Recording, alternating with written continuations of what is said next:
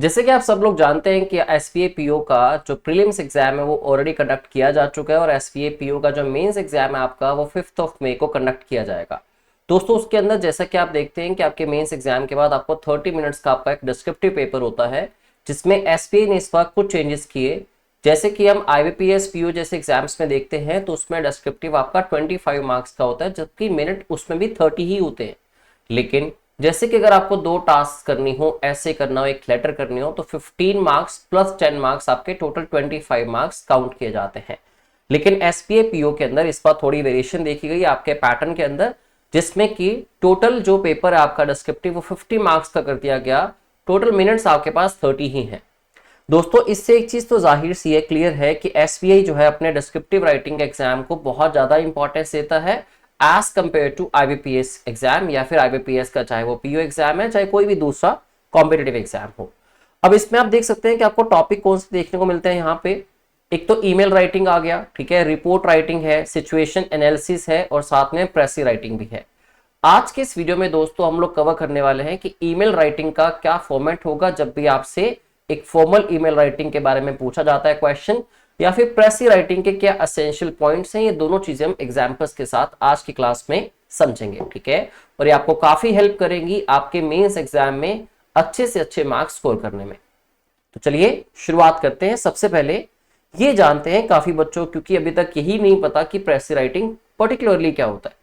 अब देखिए, जब आप कहते हैं ना कि मैं इसको प्रिसाइज करके लिखूंगा, तो प्रिसाइज करके लिखने का मतलब क्या होता है, किसी भी पर्टिकुलर चीज को समराइज कर रहे हैं आप, ठीक है, समराइज कर रहे हैं उसको आप, इन शॉर्ट उसके ओवरऑल कंक्लूजन को बता रहे हैं, राइट। इसी को हम प्रेसी राइटिंग कहते हैं। व्हाट बेसिकली इज गिवन और what you have to do is, precis writing means summarizing a text in your own words. सबसे पहली चीज का आप ध्यान रखें कि आप वर्ड्स को रिपीट मत करें जो आपके गिवन कॉन्टेक्स्ट के अंदर गिवन है, ना ही आप डायरेक्टली पैराफ्रेजिंग करके बस स्टेटमेंट्स को ऊपर नीचे शफल कर दें, ठीक है। जैसा यहां लिखा है, समराइज करना आपको इस अपने खुद के वर्ड्स में। Focusing on the most important ideas while omitting unnecessary details. आपको जो मोस्ट इंपॉर्टेंट आइडियाज वहां पे जो फैक्ट्स और प्रेमिसेस गिवन है उन पे फोकस करना है। साथ ही साथ आपको एमिट करते रहना है, डिलीट करते रहना जो भी अननेसेसरी इंफॉर्मेशन है। जब एग्जांपल्स की बात आती है, जैसे कि किसी पर्टिकुलर पर्सन प्लेस के नाम की बात आई, ठीक है, तो अननेसेसरी इंफॉर्मेशन या कोई भी गिवन डेटा जो है ईयर्स में, वो आपके लिए हो सकता है, ठीक है। And maintaining the original meaning, जो ओरिजिनल मीनिंग पैसेज में है फैक्ट्स और प्रेमिसेस के थ्रू, वही चीज आपको बतानी है। आपको कॉन्ट्रैक्ट नहीं करना उसको, ना ही आपको पैसेज से हटके अपनी कोहेसिवनेस ब्रेक करके, कोहेरेंट ना होके इनकोहेरेंट होके आप कुछ चीजें और लिख दें, और कोहेसिव ना रहे मतलब आप कनेक्टेड ही ना रहे एक्चुअल टॉपिक से, तो उससे कनेक्टेड रहना आपका बहुत ही इंपॉर्टेंट होगा। It's a concise statement that conveys the essential content of a longer passage। कि पर्टिकुलरली कैसा भी पैसेज एक लॉन्गर पैसेज है, उसको आप पूरे के पूरे पैसेज को शॉर्ट में उसके एसेंशियल डिस्कशन, जो आर्ग्यूमेंट ऑफ द ऑथर है, उसको शॉर्ट में कैसे लिख पाए, ठीक है। तो आइए इसके कुछ इंपॉर्टेंट कुछ पॉइंट्स हैं जो आपको माइंड में रखने हैं, वो डिस्कस कर लेते हैं quickly. Understand the passage thoroughly. आपको पैसेज को पहले तो अंडरस्टैंड करना है कि what are the things being talked about, what are the things being emphasized, कौन सी चीजों की बात हुई और किस पे ज्यादा एम्फेसाइज किया गया, ठीक है। Read the passage carefully twice और थ्राइस। अगर आप पहली बात में उसको अंडरस्टैंड नहीं कर पाते हैं तो उसको 2 या 3 दफा पढ़िए। ये टोटल मिनट आपके जो लगेंगे इस पैसेज को पढ़ने में, it will be maximum 2 to 2.5 minutes, क्योंकि जब तक आप उसको अच्छे से अंडरस्टैंड नहीं कर पाए, उसके की एरियाज को फाइंड आउट नहीं कर पाए, आप जो भी लिखेंगे वो गलत ही लिखेंगे, ठीक है, और मार्क्स आपके काफी ज्यादा डिक्रीज हो सकते हैं इस रीजन की वजह से।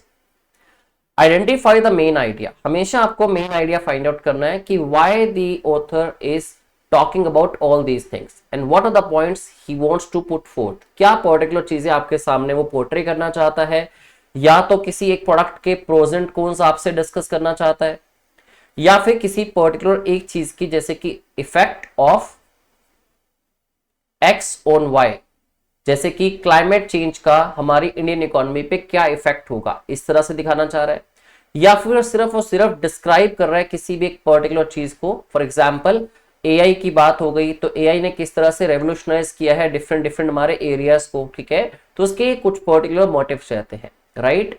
या फिर कोई भी एक बहुत ही वाइडली एक्सेप्टेड बिलीफ है, नोशन है, उसको वो आर्ग्यू कर रहा है, ठीक है। इस तरह की चीजों को पहले अंडरस्टैंड करने की कोशिश करनी है आपने कि मेन आइडिया पैसेज का क्या है, इंपॉर्टेंट आर्ग्यूमेंट्स क्या है। देखिए दोस्तों, आर्ग्यूमेंट हमारी जनरल इंग्लिश में, general day to day life में आर्ग्यूमेंट का मतलब कोई भी डिबेट या कोई भी डिसअग्रीमेंट या डिसअप्रूवल होता है। लेकिन पैसेज के अंदर आर्ग्यूमेंट का मतलब क्या है, ऑथर का मेन ओपिनियन क्या है, ठीक है। इस बात को प्लीज माइंड में फिट करके रखिएगा। एंड सपोर्टिंग डिटेल, जो भी उस ओपिनियन को सपोर्ट करती हुई कोई भी स्टडी कंडक्ट की गई या पर्टिकुलर कोई भी एग्जाम्पल ली गई, ठीक है। B concise and clear, short में लिखें बट क्लियरली लिखें। Your precious should be around 1/3। देखो ये एक यूजुअल कॉन्टेक्स्ट में यही होता है कि अगर मान लीजिए आपको 300 वर्ड्स का एक पैसेज गिवन है तो उसका 1/3 मतलब एटलीस्ट आपको 100 वर्ड्स में उसको कंसाइज करके लिखना होगा। बट कई बार क्वेश्चन में क्लियरली मेंशन भी होता है कि कितने वर्ड्स में आपको प्रेसी राइटिंग करनी है, तो उस चीज के साथ भी आप अधीर रहेंगे, ठीक है। Use simple, formal and clear language, ठीक है। ऐसा नहीं कि आप वहां पे कहीं मैं फ्रेजल वर्ब्स, इडियम फ्रेजेस बहुत अच्छे यूज कर लूंगा, ठीक है, तो उससे मेरा पैसेज बहुत ज्यादा मॉडिफाइड या बहुत ज्यादा ही ब्यूटिफाइड दिखेगा। तो ऐसा मत कीजिए, क्लियर लैंग्वेज को यूज कीजिए। ऑब्वियसली कॉन्टेक्स्ट के अकॉर्डिंगली अच्छी वोकैबुलरी यूज करना इंपॉर्टेंट है, जिसके डेफिनेटली आपको मार्क्स मिलते हैं।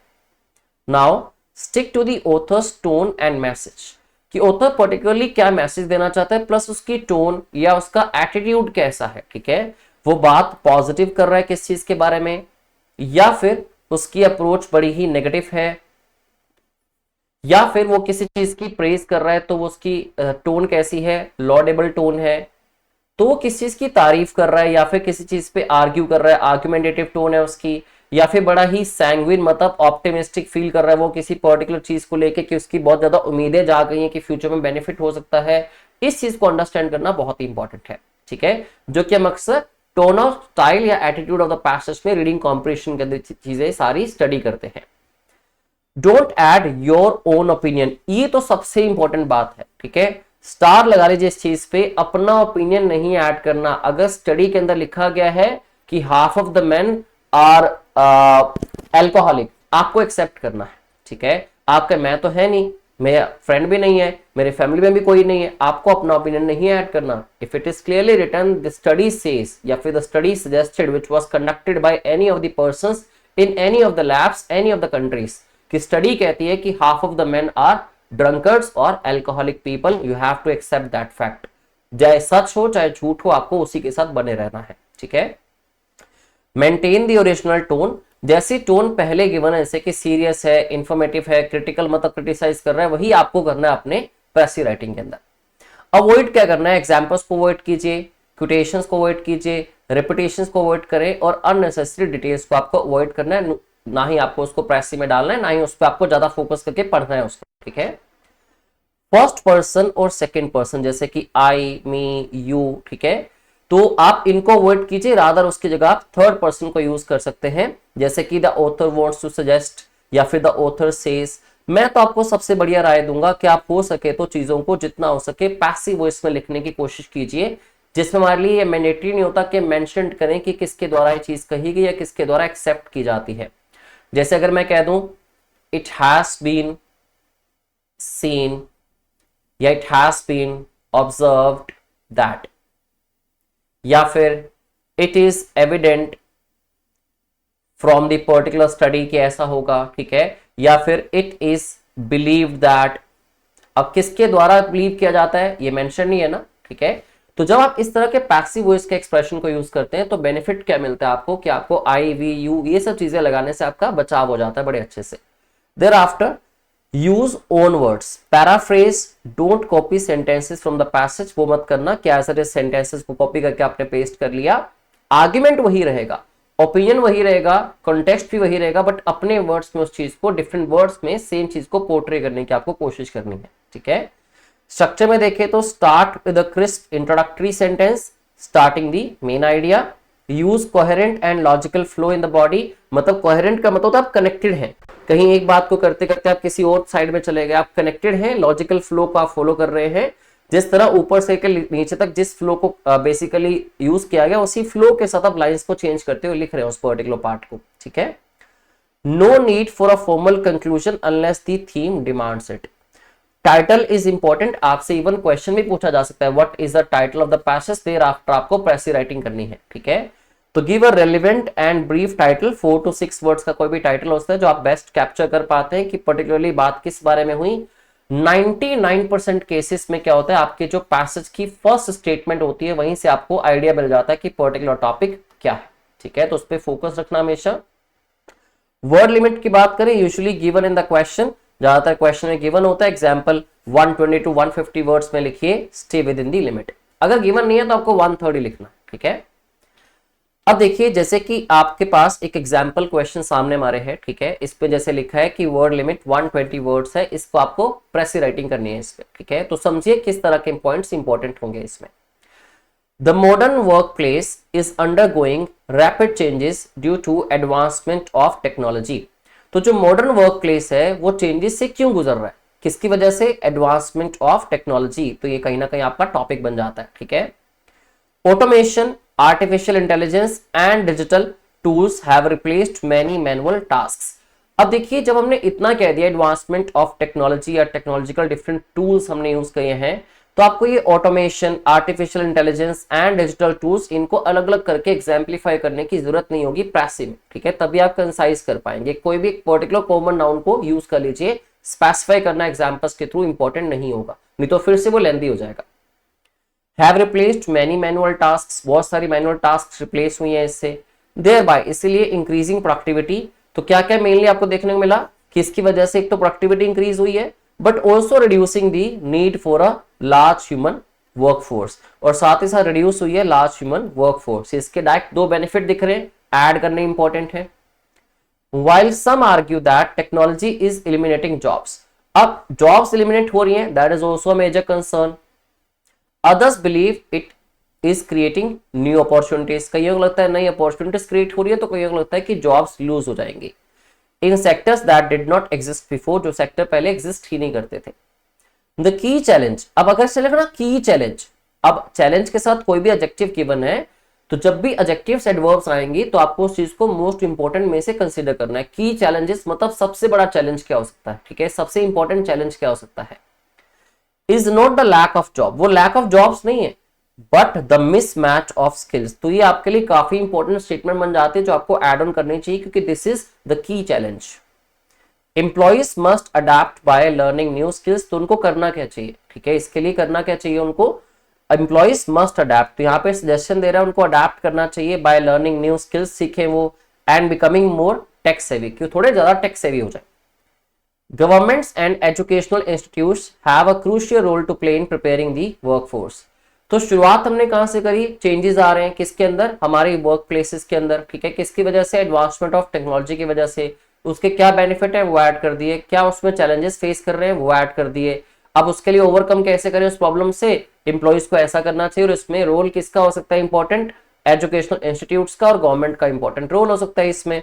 For this transformation through skill development programs and policy reforms, only through a collective effort। अब कंक्लूड कहां करते हैं, ओनली इसने लगा दिया ना, मतलब सिर्फ यही एक तरीका है, मतलब एक एडजेक्टिव यूज किया इसने फिर से, और ये एम्फेटिक एडजेक्टिव है, एम्फसाइज करना चाह रहा है उस चीज को। Through a collective effort can we ensure the technological progress leads to inclusive and substantial growth, ठीक है। तो लास्ट लाइन भी काफी इंपॉर्टेंट थी क्योंकि इसमें एक एम्फेटिक एडजेक्टिव को यूज किया गया।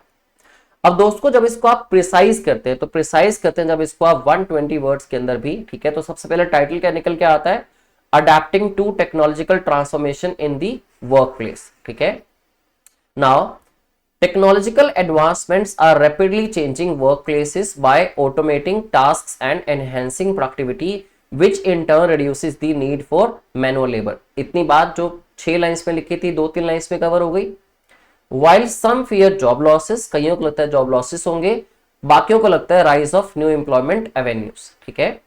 द मेन इशू, उसने कहा था की challenge, main issue lies in the skill mismatch. इसको की चैलेंज उसने कहा था, नॉट जॉब स्कैर्सिटी, ठीक है, जॉब स्कैर्सिटी नहीं, स्किल मिसमैच इसमें से सबसे बड़े इश्यूज में से एक देखा गया।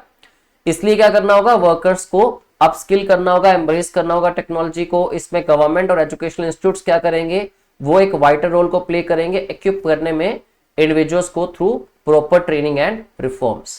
अब कंक्लूजन कहां था, ओनली एक उसका सही तरीका हो सकता है, collective efforts are essential to ensure that technological growth benefits all and leads to inclusive development. I hope आपको एक काफी हद तक आइडिया हो गया होगा कि हमें किन चीजों का माइंड में ख्याल रखना है प्रेसी राइटिंग करते टाइम, और किस तरह से हम पैराफ्रेज करके अपने वर्ड्स यूज करके, बातें वही हैं जो हमने वहां लिखी थी, बातें वही की हमने, ठीक है, बस अपने वर्ड्स यूज करके, लेकिन कोहेरेंट भी रहे हम। जैसे जो इश्यूज पहले नंबर पे आए, पहले नंबर पे जो चीज थी इंट्रोडक्शन थी, हमने वही लिखी। सेकंड नंबर पे उसके बेनिफिट्स थे, हमने वही लिखे। थर्ड नंबर पे उसके कुछ चैलेंजेस या कुछ प्रॉब्लम्स देखने को मिली, वही लिखी हमने। फोर्थ नंबर पे हमने बात करी कि इन चीजों को ओवरकम कैसे करें। फिफ्थ में था कि कौन सपोर्ट कर सकता है। सिक्स में था कि इसका ओनली सोल्यूशन है कलेक्टिव एफर्ट, ठीक है। तो कोहेरेंट रहें, ठीक है, जिस मैनर में, जिस सीक्वेंस में चीजें गिवन है, उन्हीं सीक्वेंस में आपको प्रेसी के अंदर भी लिखनी है। तो आई होप आपको काफी अच्छे से समझ आ पाई ये चीज। अब अगर आगे बढ़ते हैं हम लोग ईमेल राइटिंग फॉर्मेट की तरफ, जो कि फॉर्मल है। तो लेटर राइटिंग का फॉर्मल भी काफी सिमिलर होता है, बट थोड़ा आप आइडिया ले लीजिए कि ईमेल राइटिंग कैसे करनी है आपने। तो सबसे पहले आप मेंशन करते हो टू, जिसमें आप रेसिपिएंट्स की ईमेल सेंड करते हो, जो बेसिकली रिसीवर है, ठीक है। सब्जेक्ट उसके बाद आपका क्या होगा कि पर्टिकुलरली आप ईमेल किस लिए लिख रहे हैं, it should be very concise and clear subject line, ठीक है। उसके बाद डियर, जिसको भी आप लिख रहे हैं, डियर रेसिपिएंट्स का नेम अगर आपको पता है, अगर गिवन है टॉपिक में तो आप लिख सकते हैं, या उसकी डेजिग्नेशन। एग्जाम्पल के तौर पे डियर सर या डियर मैम आप लिख सकते हैं, या फिर dear branch manager, common noun आप लिख सकते हैं। टॉपिक में जो मेंशन होगा वही आपको लिखना है, ठीक है। अब पैराग्राफ 1, पैराग्राफ 2, पैराग्राफ 3, आपको पैराग्राफ्स को किस तरह से डिवाइड करके, क्लासिफाई करके चीजों को इंपॉर्टेंटली इसमें लिखना होगा। इंट्रोडक्शन सबसे पहले है, फिर बॉडी इसमें आया, details I, elaboration I on the matter which relevant facts और रिक्वेस्ट्स। उसके बाद कंक्लूजन कर, आपने कंक्लूजन में क्या लिखना है वो भी डिस्कस करते हैं। सबसे पहले introduction, mention the purpose of the email clearly and briefly, state who you are if needed, अगर उसमें मेंशन्ड है कि आप कौन है, अगर नहीं भी मेंशन तब भी आपको लिख देनी चाहिए चीज, and why you are writing, आपका मेन पर्पस क्या है इस लेटर को लिखने का। Thereafter body details या elaborate on the matter with relevant facts और requests, जो भी facts हैं, जो प्रॉब्लम आप फेस कर रहे हैं, और साथ में जो भी रिक्वेस्ट आप डालना चाहते हैं उसके लिए। Maintain a polite and professional tone, use bullet points if listing items और steps, अगर आप आइटम से स्टेप्स 2, 3, 4 हैं तो बुलेट पॉइंट को यूज करके उनको मेंशन कर सकते हो। अदरवाइज 2, 3 हैं, आप जनरली उनको 3 से 4 वर्ड्स में लिख रहे हैं तो कोमा प्लेस करके भी मेंशन कर सकते हैं, ठीक है। कंक्लूजन में एक्शन एक्सपेक्टेड, जो आप एक्शन एक्सपेक्ट करते हैं कि वो क्या एक्शन लें आपकी इस प्रॉब्लम को सॉर्ट आउट करने के लिए। Mention what you expect in response, action to be taken या फिर कंफर्मेशन। उसके बाद thanks the recipient for their time और असिस्टेंस, लास्ट में रिगार्ड्स लिख लीजिए, चाहे सिंसियरली या फिर योर्स फेथफुली। और 3 अगले स्टेप्स पे अपनी डिटेल आपको ऐड करनी है, आपका फुल नेम, उसके बाद आपकी डेजिग्नेशन क्या है, अगर आप एप्लीकेबिलिटी है गिवन है तो ठीक है, नहीं गिवन तो ये ऑप्शनल रहेगा, आप नहीं भी लिखेंगे तो भी चलेगा। उसके बाद कॉन्टैक्ट डिटेल्स इफ नीडेड, नहीं भी मेंशन तब भी आप कॉन्टैक्ट डिटेल्स अगर लिख देंगे तो वो गलत नहीं होगा। और इसको हमेशा आपको इस तरह से +91 लिख के कोई भी नंबर लिख सकते हैं आप, क्योंकि we belong to India, right. अब इसके लिए भी एक आप एग्जाम्पल, ईमेल राइटिंग का एग्जाम्पल जो फॉर्मेट है उसको देख लीजिए।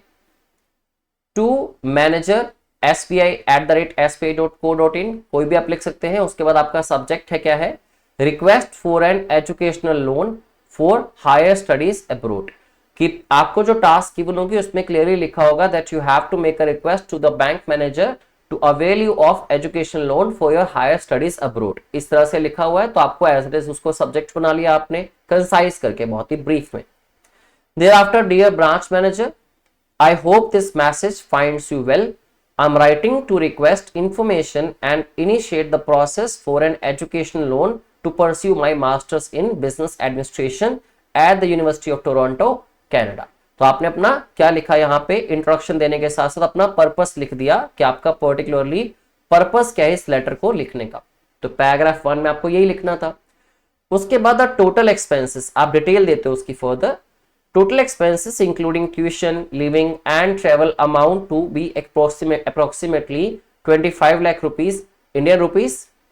I have already received the admission letter and would be happy to provide all necessary documents for your reference, ठीक है। Thereafter conclude करें अगर, kindly guide me through the next steps and required documentation. I look forward to your assistance। तो इसके बाद क्या हुआ last में आपने लिखा सिंसियरली रोहित मेहरा, कोई भी ईमेल आईडी और इस तरह से अपना कॉन्टेक्ट नंबर। तो इस फॉर्मेट को आपको फॉलो करना है और डेफिनेटली आपको अगर ईमेल राइटिंग का क्वेश्चन आता है तो फॉर्मल के आने के बहुत ही ज्यादा चांसेस हैं एज कम्पेयर टू इनफॉर्मल। तो इन दोनों को आप प्रिपेयर कर लीजिए, अपना प्रेसी राइटिंग पे फोकस कीजिए और साथ ही साथ फॉर्मल लेटर पे। दोस्तों इससे पहले हमने आईबीपीएस के लिए लेटर राइटिंग की एक वीडियो बनाई थी, जिसमें कि आप, क्योंकि आपके पास क्वेश्चन अभी भी टॉपिक में गिवन है कि लेटर राइटिंग भी आ सकती है, तो ये वीडियो आपको यूट्यूब पे मिल जाएगा। इसका जो लिंक है वो डिस्क्रिप्शन बॉक्स के अंदर गिवन है। लेटर राइटिंग कैसे होगी फॉर्मल इनफॉर्मल, वो आप इस वीडियो से बड़े अच्छे से क्लियरली समझ सकते हैं। ठीक है, आई होप मैं आपकी हेल्प कर पाया एग्जाम से एक हफ्ता पहले। अगर आपको वीडियो अच्छा लगा हो तो आप लाइक प्रेस कर दीजिए, और अगर हो सके तो अपने साथ के एस्पिरेंट, अपने फ्रेंड्स को भी सेंड कीजिए, शेयर कीजिए, अगर आप चाहते हैं कि उनकी कामयाबी में ही आपकी कामयाबी है। Thank you very much. This is Ankush Tawra signing out until we meet next. Thank you very much.